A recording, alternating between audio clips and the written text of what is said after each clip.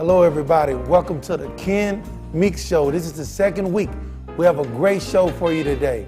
We have Raphael Gord, award-winning, international entrepreneur, author, global leadership advisor. We also have Leonardo Romeo, better known as BK, from Love and Hip Hop.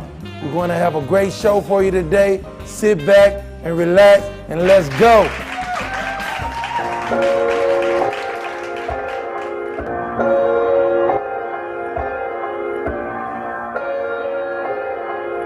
I've been on my hustle each and every day, trying to change my life.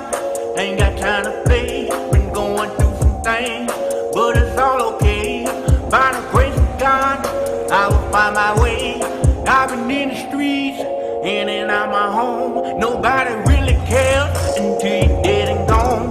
Working minimum wage, doing the best I can. I'm trying to elevate to be a better man. It's so hard. Welcome back. We have Romeo Cummins, better known as BK. What's going on, brother? What's up, brother? How you doing? What's up, man? I'm good. How you been? It's good, man. Great, man. So, music. Thanks for having me. Oh, yeah. So I'm just going to jump right into it, man. Okay. Music producer, writer, Yeah. TV reality show, Yeah. all of those accolades, man. So I know it wasn't always sunny days. So tell me about how was it growing up, you know, as a young 17-year-old BK? I was very intrigued, very hands-on, wanting to know out of my mom's, I was the middle child. Okay. You understand? Me too, I was a middle child. So the middle child, I was very acquisitive. You know what I mean? My mother said, don't do it, I did it. You know what I mean? So my pops had 21 brothers and sisters. Wow. So we had a big family. So at the time, I was the one that nobody wanted to watch. Out of all my grandmother, grandkids, I'm not watching Romeo, I don't care what y'all say. That's the bad one. Yeah, you know what I mean? But it kind of, all the time I spent alone by myself, and trying to do what I wanted to do, it kind of really gave me my own, you know what I mean, my own thing. Where my brother and them was doing their thing, my two young brothers doing their thing, and I was just like, this is when I started boxing. Okay. Started boxing. So yeah, I would box. My mom put me in boxing, thought it would calm me down. So was you good? Did you win more than you lose? I was really good, but we only fought one time. Before I started getting to my looks and saying, yo, I don't really want to. I got you. You know what I mean? So, and then went to high school. My brother was like, you know, my two older, they was like them guys. So I went there and I was a fighter. So, you know, these people didn't like my brother because he had all the girls. So I'm fighting every day. Got you. You know what I mean? And then I was 17. I lost my father at 14. Wow. So, how was that? Losing my father was like most devastating thing ever happened to me. I know. Because I didn't really deal with it at the time. You know what I mean? Like I couldn't really. I was 14. I couldn't really grasp what's going on. Yeah, right. And so he was like my hero. So you know how people say you your mother's kid. Right. I was really I was like a father's boy. Just wanted to be around my pops all the time, and he would always come get me to fight for my older brother. And I'm like, why you get me to fight? And my uncle, he told me something like 2 years ago. He said, your father saw something in you that you probably didn't see in yourself, that you was gonna be this guy today. And I feel like my uncle died 2 years ago. And he was like, yo, you the golden child of the family. Wow. You know what I mean? So it just deep. Yeah, just that whole time I didn't know my father was grooming me because he was about to leave me for this time. And I grew up from 17, I started becoming the man in the house. I really my older brother, but I had older brothers, but I was just wanting to get to it. I don't know what I was doing. My mom's put me in church because my brothers started going to church, and she was like, yo, Romeo, this is like, you can't go outside if you ain't going to church. Gotta have God in you. So she tried. Thank you for that, because it gave me a conscience. And where I grew up in the worst part of Brooklyn, called Brownsville. Brownsville, so I heard of that. it would have been. I know guys that was doing all types of stuff. Right. But the conscience that I had made me second thinking, like, nah, I don't know if I want to be that person. I don't want to, Gotcha. you know what I mean? So God really played it. Thank God for that, because So no matter what type of pressure that's going on around you, you still kept a narrow head on your shoulder. Because you know what? I always told myself this wasn't my final destination. I would look at these buildings. As a young boy, 17, I remember always wanting to go to the airport. Wow. Like, so if somebody would like, I'm riding to the airport, let me ride with you. Let's go. Because I just like seeing the planes come in and take off. Taking off. And that did something for me. I still remember that clear. That really did something, because I knew, like, I'm gonna be big. I'm gonna be flying these planes going different places. You know what? It's amazing that you say that, because I'm from a small town, and a lot of people where I'm from have never left the city, not yet the country. So for you to say that as a young kid, that's deep. My cousins didn't go to Jersey. Wow. I was like, what? And like in my mind, like growing up, so I started to get into music, like you know what I mean. These things, and it just took me the music. I at 26, like so Meeks. You said the peer pressure. Right. It didn't affect me until I wanted it to affect me. You feel me? Yeah. I wanted money. Okay. And my mom she didn't have it.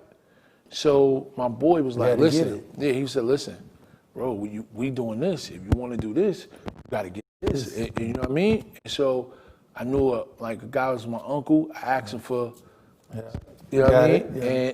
And we started. But I knew in the midst of it, when I started doing it, I was like, I just wanted money in my pocket. Because you had to. Yeah, you know what I mean? My mom's struggling. She had boys. Like, it was just like, man, I want to put food on the table. You know what I mean? And so I got a question for you. I don't mean to cut you off. So if you had any advice, knowing that what you went through, to give somebody else that is probably in the same situation that you was in, what would you say to that young person? I would tell kids, your dreams are not your purpose. And I would tell them, challenge yourself to find your purpose, because your purpose will put you around your friends. Your purpose will put you on the road you need to be. Your purpose will lead you to where you need to go. Because most people, where I'm from, they don't see their way, so they see other people's way. You understand? So it creates people getting robbed, people getting killed, because that's where hate comes from. The hate becomes because they can't see it. They can't see where they will need to go. So I would tell a kid, and don't what I did, waiting for somebody to say yes. Build a base, get your money to a place where you can get a job. It's okay. It's okay to get a job. It's okay to hustle something that you got to make yourself feel more important than waiting on somebody to say yes. Waiting on a hand now. Yeah, or waiting on a label to say yes or no. I would never, my whole thing is to go back and tell kids, never, ever put your life in these people's hands. Create your own. Create your own. Because once you create your own, they'll come to you. That's true. And so many kids make that mistake because, I was one of them kids, like, I'm gonna write these rhymes, I'm gonna stay in this room, and they gonna come. And I was one of the lucky ones that got a $3 million deal. But it's a million kids that's writing rhymes and waiting for a person to say yes, that people come up to me all the time, yo, put me on, and I'm like, if you only know, you could put yourself on. Exactly. You know what I mean? Your own publishing, but that's another. But it's just about putting yourself in position to win. Yeah. To like what I did now, like not to talk about my next stage, but like talk about it. Being on Love and Hip Hop. Okay. Being on Love and Hip Hop, it opened the door for me to open. I pivot. I would have never did scalpel micropigmentation. Right. What I'm doing now, giving people back hairlines, men, giving back hairlines. Yeah, no, but I would never did this, but I wasn't born to do just one thing. Because all I knew was music. You're a jack of all trades. All I knew was music. I got my most money on music, but once I pivot Meeks, and I made more money. The money, I had made $3 million that was in a bank that a person cut me a check for, right? Okay. For my talent. But I took my name and learned a skill and made myself valuable to earn $400,000 in almost 5 months. That's good, brother. You understand? So I added value to myself, and it opened the doors for everything else.